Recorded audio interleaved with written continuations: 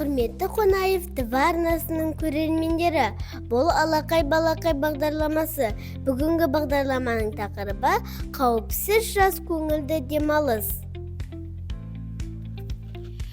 Әрине, дұрыс айтасың. Жазғы демалыс әр балалар үшін ең қызықты, әрі ең көңілді уақыттардың бірі.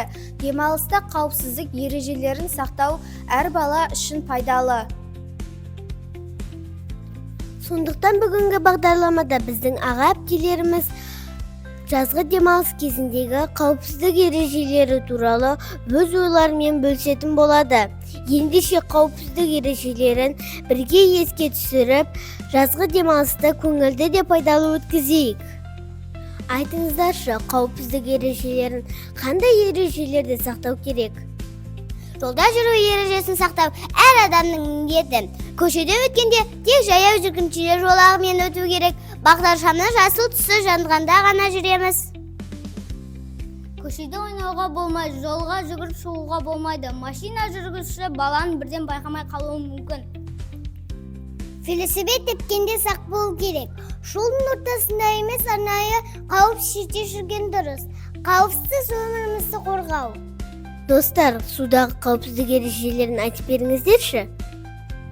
Жазда балалар суға шомылғанды жақсы көреді. Алайда судағы қауіпсіздік ережелерін білген дұрыс.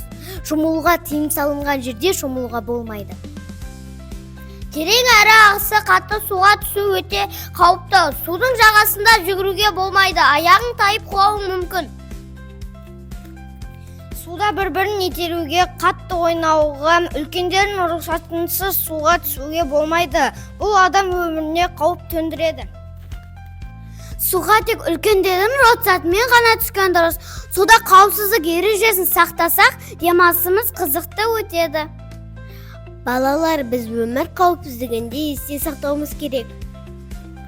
Дұрыс айтасың. Үйде жалғыз қалғанда электр құралдарын абайлап пайдалануымыз керек. Тоққа қосылған заттарды рұқсатсыз ұстауға болмайды. Бейтаныс адамға есік ашуға болмайды. Танымайтын адаммен сөйлеспеген дұрыс. Отпен ойнамау керек. Қауіпсіздік ережелерін сақтау керек. Өзімізді қорғаудың ең дұрыс жолы. Жазғы демалысты қалай тиімді өткізсек болады? Жазғы демалысты тек ойынмен емес, жақсы істермен айналысу керек. Таза ауада серуендеу денсаулыққа пайдалы. Спортпен шұғылдану адам денсаулығына пайдалы. Жақсылық жасау жақсы әдеттің белгісі. Демалыста әдеби кітаптар оқуға кеңес беремін.